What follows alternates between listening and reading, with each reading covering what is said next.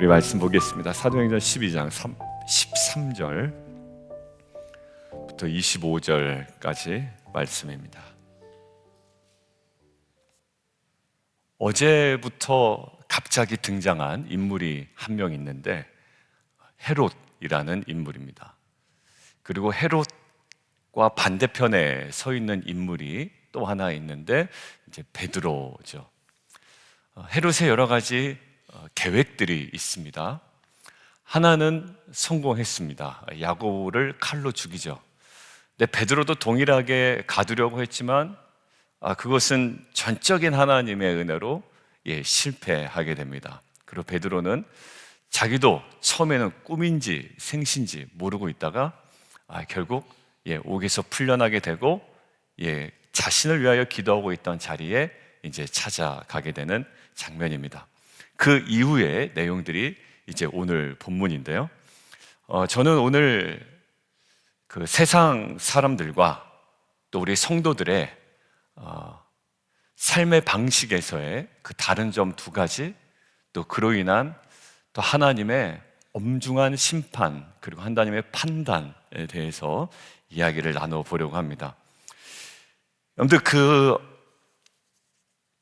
우리가 지난번에 아가보라고 하는 사람이 뭐를 예언했죠? 흉년이 들 거라고 예언을 했다는 것을 들었습니다. 여러분들 흉년이 들 거다, 경제가 안 좋아질 거다. 지금 미국 경제에 대해서도 굉장히 많은 예측들이 있습니다. 이제 킹달러 시대에는 이제 조금 젖어들었다. 그게 이제 좋을 수도 있고 나쁠 수도 있어요. 여러 가지 예측이 있습니다. 여러분들 경제가 안 좋으면 사람들이 가장 먼저 하는 것이 긴축을 합니다. 그러니까 돈을 지출할 거를 좀 덜 하죠. 그리고 기업으로 따지면 또 투자를 과감하게 할 수가 없어요. 필요한 또 비용이 있기 때문에. 그리고 가장 먼저 줄이는 것이 뭐냐면 기업의 그 사회공헌 부서가 있습니다. 그 사회공헌 부서에 어떤 그 예산이 조금 많이 줄어듭니다. 그러니까 경제가 안 좋을 때 이 모금단체, 특별히 선교단체, 또 기업과 또 교회를 대상으로 이제 모금을 해야 되고 또 그들에게 프레젠테이션을 하는 어떤 이제 제가 이제 그 일을 했었잖아요. 그럴 때는 굉장히 이제 경제 민감하게 되죠. 자, 근데 유독 성경에서 우리에게 아가보라고 하는 사람이 성령으로 말하되 천하의 흉년이 들리라 했습니다. 근데 정말 글라우디오 때에 그렇게 됐다라고 얘기했는데 그때에 제자들의 반응이 월요일 본문에 있었죠. 뭐라고 되어 있냐면 각각 그 힘대로 유대에 사는 형제들에게 부조를 보내기로 작정합니다. 그러니까 이들이 조금 더 나았을 수도 있어요. 근데 낫다고 이렇게 다 할 수 있는 건 아니거든요. 그러니까 이들이 흉년이 들었을 때 제자들의 반응은 야, 우리가 좀 더 모아놓자가 아니라 각각 힘닿는 대로 유대에 사는 형제들에게 부조를 보내기로 결정을 합니다. 그래서 바나바와 사울의 손으로 장로들에게 이것들을 보내는 장면이 월요일날 마지막 본문이었어요. 자, 근데 오늘 한번 볼까요? 제자들의 반응은 힘닿는 대로 그 어려운 흉년이라는 상황을 함께 감당해 나가죠. 자, 20절 보겠습니다. 헤롯이 두로와 시돈 사람들을 대단히 노여워했다. 같은 통치권 안에 있지 않습니다. 그러니까 두로와 시돈은 헤롯이 통치하던 분봉왕이죠. 지역의 분봉왕인데 이 헤롯이 통치하던 지역의 관할 통치 밖에 있는 지역이었어요. 근데 두로와 시돈은 무엇으로 활성화된 도시일까요? 항구가 있죠? 그러니까 무역입니다. 농업에는요, 농업에는 그닥 매력적이지 않는 지역입니다. 그러면 그 도시는 어떻게 식량을 조달해야 될까요? 어느 외부 도시로부터 식량을 조달받아야 되죠. 근데 어디서 조달받을까요? 바로 헤롯이 통치하던 이 지역입니다. 근데 나름대로 권세가 있었죠. 그러니까 이게 뭔가 헤롯과 두로와 시돈 지방의 관계에 뭔가 민감한 부분이 있는 거예요. 유다가 두로에게 아마 공급한 것은 오래전부터 계속된 일이었다라고 학자들이 이야기하는데요. 아마 어떤 이유인지는 정확하게 모르지만 두로와 시돈 사람들에게 대하여 아마 아가보가 예언했던 그 흉년이 그 지역에도 임했을 가능성이 있습니다. 근데 아까 제자들은 어땠다고요? 자기의 힘 닿는 대로 부조해서 사람들에게 보냅니다. 자, 그런데 헤롯은 안디옥 교회나 그리고 창세기의 요셉도 어쨌습니까? 요셉도 자기 형제들을 받아들이죠. 물론 그 지역에 있는 7년 동안 흉년이 들 때 그 앞에 있는 풍년의 시기에 잘 모아놨다가 뭐 돈 주고 팔긴 합니다만, 자선을 베풀려는 어떤 그 이미지와는 전혀 다르게 지금 헤롯은 자선을 베풀려는 마음이 없는, 어찌 보면 악한 사람처럼 묘사되고 있습니다. 뭐 했다고요? 대단히 노여워했다. 뭐 정치적인 관계에서, 외교적인 관계에서는 그럴 수 있습니다만, 사실 앞에 흉년이 들었다, 그때의 제자들의 모습과 지금 헤롯의 모습은 전혀 다른 이미지로 우리에게 다가옵니다. 우리가 자선 베푸는 것을 막을 수 있는 관계적 명분은 사실 아무 데도 없는 겁니다. 왜냐하면, 말이 좀 어렵게 됐나요? 내가 자선을 베풀지 않아도 돼 라고 할 수 있는 그런 관계적인 명분은 세상에는 없다는 얘기야. 이런 거죠. 저 사람은 나랑 관계가 좋지 않아, 그러니까 내가 자선을 베풀지 않겠어. 그러면서 이 사람한테는 더 잘해주는 거예요. 그러니까 관계 어땠죠? 이 사람은 더 소외감을 느끼게 되는 겁니다. 특별히 그게 한 공동체 아니라면 더 아파요. 그러니까 누구에게 대한, 제가 2주 전 일부 예배 때 설교했나요? 누구에게 대한 굉장히 과도한 친절은 그게 균형이 깨질 때는 누구에게 대한 굉장한 소외감으로 느껴집니다. 투덜댄다고 그랬죠? 저 사람한테는 저렇게 하는데 나는 투명 인간 취급한다. 여러분들, 인간은 다 느낍니다. 저 사람이 보든 말든 난 할 거야가 아니라 이게 행동이 다 느껴지거든요. 여러분들, 근데 어떤 관계적 명분도 없다라는 거예요. 왜 그러냐면 복음서에 뭐라고 그러셨나요? 원수도 사랑하라. 이 한마디에 내가 누구에 대해서 굉장히 냉랭하게 닫혀 있었던 마음이 풀어질 수밖에 없고 풀어져야만 하는 것임을 우리는 알게 되죠. 관계를 단절하고 살아가는 경우도 있거든요. 근데 성경은 꾸준히 얘기합니다. 원수도 사랑하라. 그리고 선으로 뭘 갚으라고요? 악을 갚으라고 얘기합니다. 선이 뭘까요? 자비, 사랑, 돌봄이라고. 여러분들, 왜 여러분들 관계가 계속 어려운지 아세요? 누군가의? 여러분들 안에 선이 없기 때문이에요. 목사님은 잘 아세요? 잘못 얘기했어요. 저와 여러분에게 선이 없기 때문이에요. 어디 풀려야 되는데 풀리지 않은 관계가 있죠? 여전히 내가 거기에 대해서 냉랭하기 때문이에요. 여러분들, 이 대단히 노여했다, 어찌 보면 당연할 수도 있습니다. 자기 이권을 가지고 누군가의 어떤 경쟁, 관계에서 우위를 점하려는 지역 간의 어떤 당연한 모습을 보일 수 있지만, 지금 사도행전이라는 전체적인 맥락 속에 특별히 우리는 사도행전 2장과 4장에 있는 자기의 물건을 팔아 서로 통용했다라는 이 부분과 또 아가보가 예언했던 이 흉년이 들 때 제자들의 반응과 전혀 다른 이 헤롯의 반응. 여러분들, 우리는 제자로 부르심을 받았잖아요. 제자라고 하잖아요. 자기의 힘 닿는 대로 그들을 부조했다고 하지 않습니까? 우리의 그 폭을 조금 더 넓혀나가는 저 여러분들 됐으면 좋겠습니다. 가까운 사람하고는 그거는 제자의 모습이라고는 할 수 없어요. 가까운 사람 챙기는 거는 사실, 그리고 마음 맞는 사람 더 챙겨주는 거는 사실 세상 사람들도 다 하니까 그거를 가지고 우리가 제자라고 이야기하기에는 조금 부족할 것 같아요. 여러분, 저도 저랑 마음 맞는 사람들하고 막 신앙생활 하면 좋겠죠, 그죠? 그리고 그것이 천국이고 그것이 전부라고 얘기하면 좋겠지만 빛과 소금이라는 것은 계속 우리의 확장성이 있지 않습니까? 그러니까 그러한 세상과는 다른,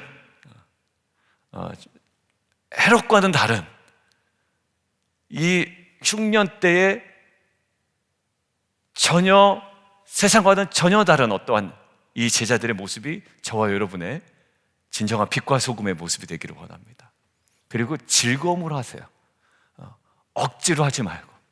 그 고린도 후서 9장에 보면 연보에 대해서 나오잖아요. 교회 헌금에 관한 얘기. 그건 누구죠? 누구를 돕는 겁니다.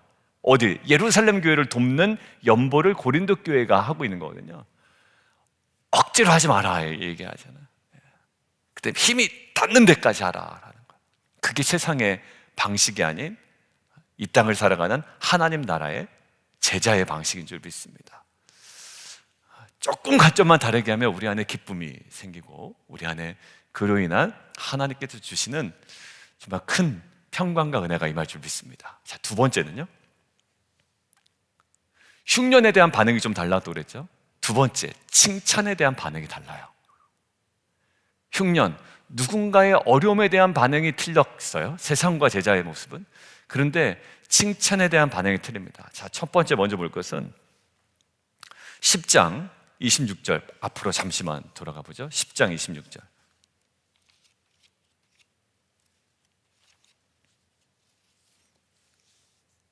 10장 26절.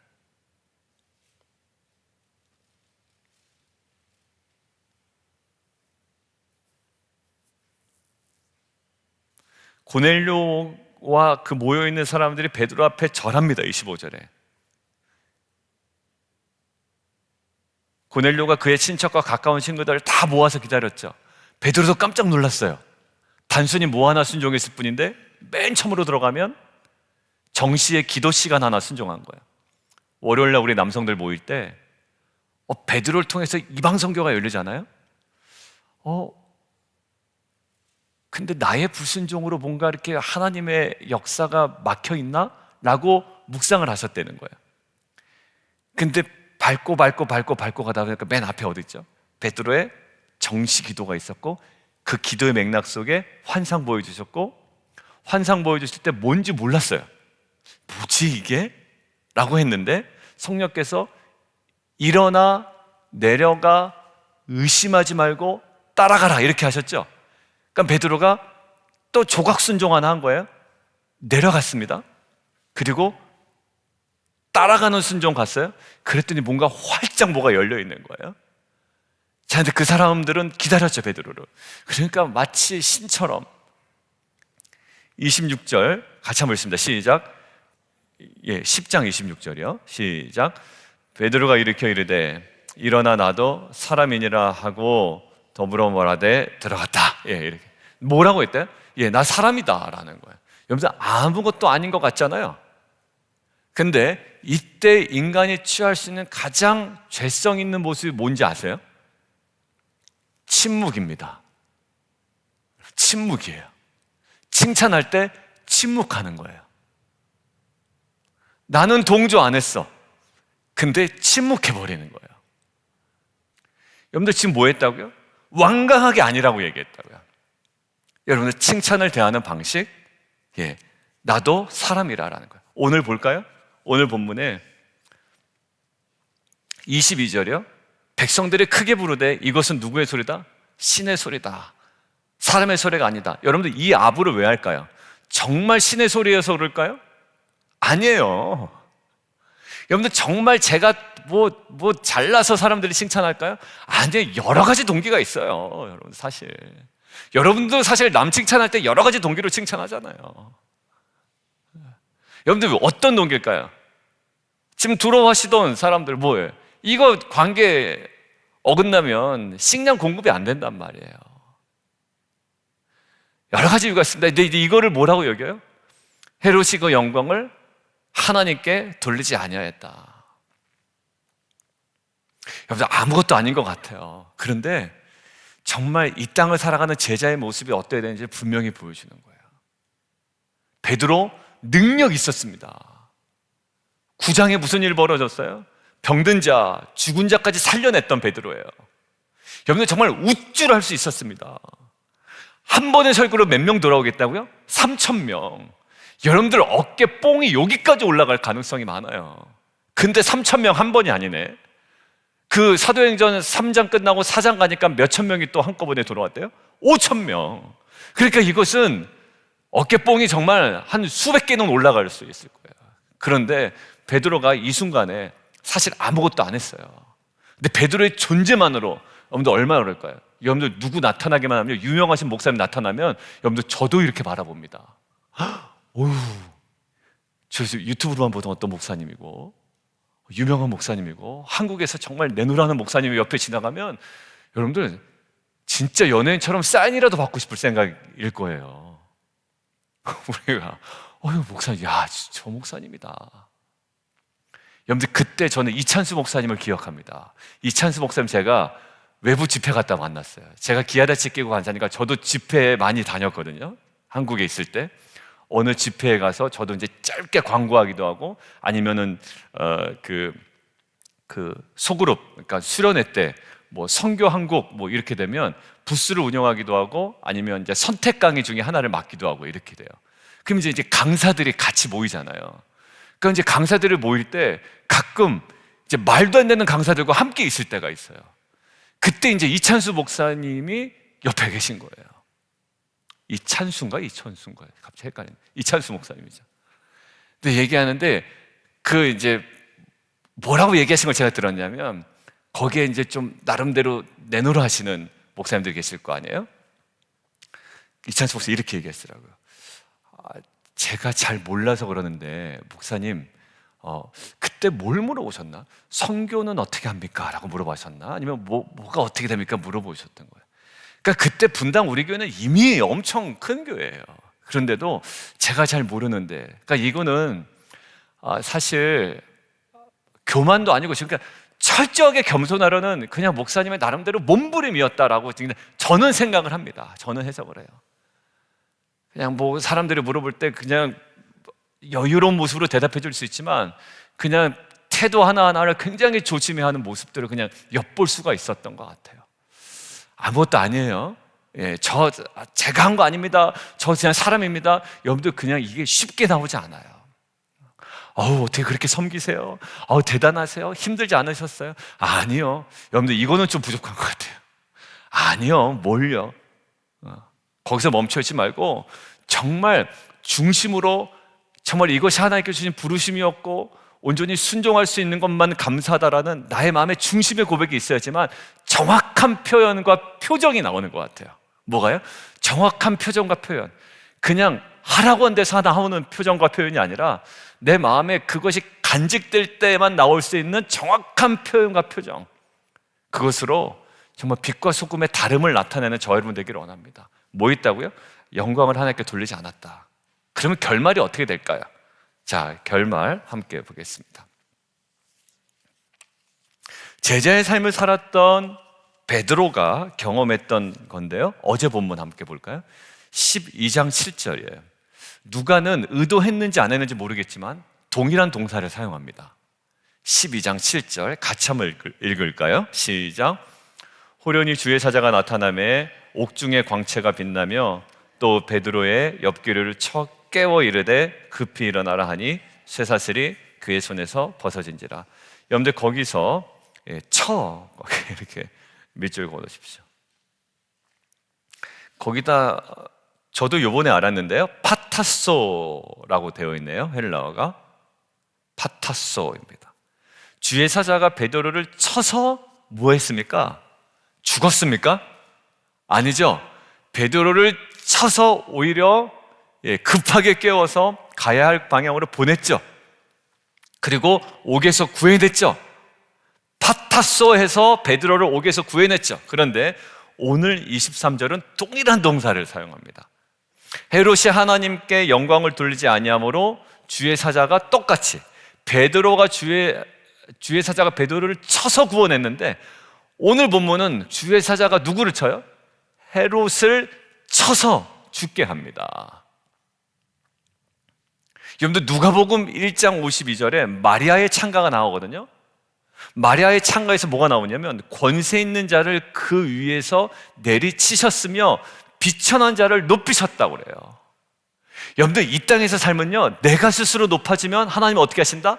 낮아지게 하신다. 내가 낮아지면 하나님은 어떻게 하신다? 높이신다. 그러니까 신앙생활을 하면 할수록 변은 어떻게 된다? 고개는 숙여지고 우리는 점점 낮아진다. 우리는 정말 후피하다. 우리는 정말 질그릇 같다. 근데 그 안에 담긴 보배가 있다. 이것이 성도의 삶인 줄 믿습니다. 아까 그 충만, 우리는 무엇으로만 충만하다? 교만함으로 충만해지는 것이 아니라, 여러분들 주변에 교만한 사람들 많습니다. 신자 중에도 많습니다. 이래라 저래라 감내나라 판내나라, 얼마나 교만한 사람이 많아요. 내 주위에 스스로 내 내면에도 그런 모습이 있지 않습니까? 그런데 오늘 보세요.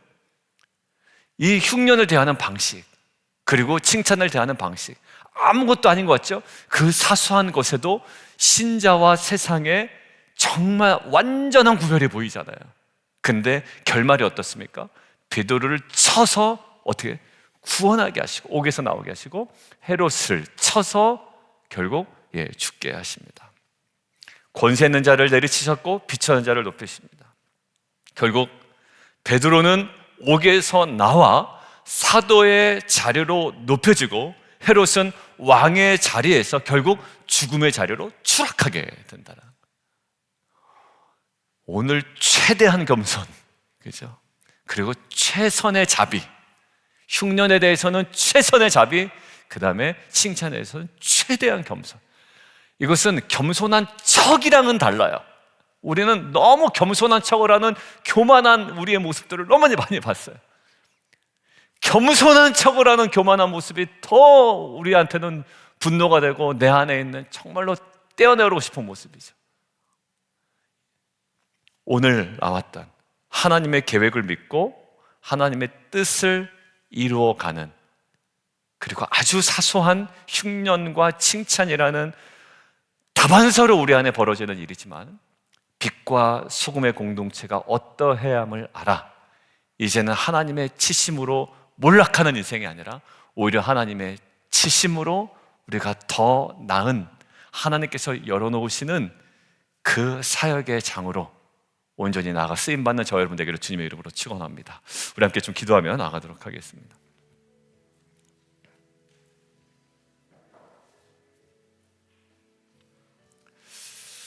헤롯이 권력이 취했습니다. 그리고 하나님을 잊은 모습을 보였는데, 이는 모든 죄의 뿌리입니다. 정말 모든 죄의 뿌리인 것 같아요. 권력에 취해 있는 거, 자기의 그 잘난 맛에 취해 있는 거. 최초의 인간은 하나님과 같이 되고 싶어 선악과를 취했죠. 바벨탑이요? 역시 하나님 자리를 탐낸 겁니다. 인간의 죄는 하나님을 알지만 감사하지 않고 하나님께 영광 돌리지 않는 마음에서 비롯됩니다. 로마서 1장 20절. 하나님을 영화롭게 하지 않는 마음에서 나타나고, 하나님을 알지만 하나님께 영광 돌리지 않는 모습에서 나타난다. 죄의 뿌리가 있어서 기회가 나면 싸게 나옵니다. 쑥쑥 자라납니다. 그리고 하나님 자리에 앉기를 주저하지 않습니다. 두로와 시돈 사람들이 정치적 이유 때문에 자신을 신격화하자 그것들을 은근히 즐깁니다. 그리고 하나님 위치에 올라섰다가 결국 비극을 맞이하죠. 매 순간 나의 영적 위치가 어디인지를 점검하고, 제자들이 보였던 이 최선의 자비와 그리고 최선의 겸손이 이 빛과 소금으로 살아가는 우리 공동체, 우리 모든 성도들의 삶의 방식이 되게 도와주십시오. 우리 함께 기도하며 나가도록 하겠습니다. 살아계신 하나님 아버지 감사합니다.